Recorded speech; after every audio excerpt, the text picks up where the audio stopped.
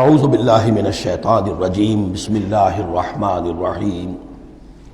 وَإِذْ قَالَتِ الْمَلَائِكَةُ يَا مَرْيَمُ إِنَّ اللَّهَ اصْطَفَاكِ۔ اب دیکھیے یہ حضرت زکریا اور حضرت یحییٰ کا قصہ آ گیا کہ بانجھ بوڑھی عورت کے بطن سے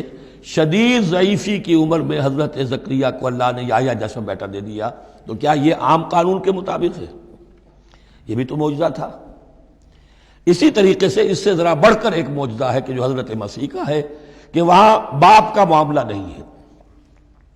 فرمایا وَإِذْ قَالَتِ الْمَلَائِكَةُ يَا مَرْيَمُ، اور یاد کرو جب کہ کہا فرشتوں نے اے مریم، إِنَّ اللَّهَ اصْطَفَاكِ وَطَهَّرَكِ وَاصْطَفَاكِ عَلَى نِسَاءِ الْعَالَمِينَ، یقیناً اللہ نے تمہیں چن لیا ہے اور تمہیں خوب پاک کر دیا ہے اور تمہیں چن لیا ہے تمام جہان کی خواتین پر۔ یا مریم اقنتی لربک، اے مریم اب اپنے رب کی فرما برداری کرتی رہو، واسجدی اور سجدہ کیا کرو، ورکعی مع الراکعین اور جھکنے والوں کے ساتھ جھکتی رہا کرو، نماز باجماعت کے اندر شریک ہو جایا کرو۔ ذالک من انباء الغیب نوحی الیک، اور یہ غیب کی خبروں میں سے ہے جو اے محمد ہم آپ کو وحی کر رہے ہیں۔ وما کنت لدیہم، آپ تو ان کے پاس موجود نہیں تھے، اذ یلقون اقلامہم ایہم یکفل مریم، جبکہ وہ اپنے قلم پھینک رہے تھے یہ طے کرنے کے لیے کہ ان میں سے کون ہوگا کہ جو مریم کا کفیل ہوگا، کس کی تربیت میں زیر نگرانی، یعنی اور بھی وہاں پریسٹ تھے، کاہن اور بھی تھے، ان سب میں سے ہر ایک چاہتا تھا کہ یہ بچی جو ہے میری تحویل میں ہو، میں تربیت کروں، جسے اللہ کے نام پر جو ہے اس طرح وقف کر دیا گیا ہے۔ لیکن یہ کہ جب وہ اس طریقے سے اپنے قلم پھینک کر کچھ جیسے ہوتا ہے کوئی ذائچہ نکالنا یا کسی طرح کا معاملہ تو طے کر رہے تھے، اس میں اللہ نے حضرت زکریا کا نام نکال دیا تھا۔ تو اے نبی اس وقت تو آپ تو وہاں نہیں تھے، وما کنت لدیہم یختصمون، اور نہ آپ اس وقت تھے جبکہ وہ آپس میں جھگڑ رہے تھے۔ اذ قالت الملائکۃ یا مریم ان اللہ یبشرک بکلمۃ منہ، اب یاد کرو جب کہ کہا فرشتوں نے اللہ سے کہ فرشتوں نے مریم سے کہ یقیناً اللہ تعالیٰ تمہیں بشارت دے رہا ہے ایک ایسی ہستی کی جو خاص کلمہ ہوگا اس کی جانب سے، اسمہ المسیح عیسی ابن مریم، اس کا نام ہوگا المسیح عیسیٰ مریم کا بیٹا، وجیہاً فی الدنیا والآخرہ، باعزت ہوگا، مرتبے والا ہوگا دنیا میں بھی اور آخرت میں بھی، ومن المقربین، اور بہت ہی اللہ کے مقربین بارگاہ میں سے ہوگا، بہت مقرب، وَيُكَلِّمُ النَّاسُ فِي الْمَهْدِ وَكَهْلًا، اور وہ لوگوں سے گفتگو کرے گا گود میں بھی اور پوری عمر کا ہو کر بھی۔ کہولت 40 برس کے بعد آتی ہے، اور حضرت مسیح اٹھا لیے گئے، رفع سماوی ہوا 33 برس کی عمر میں،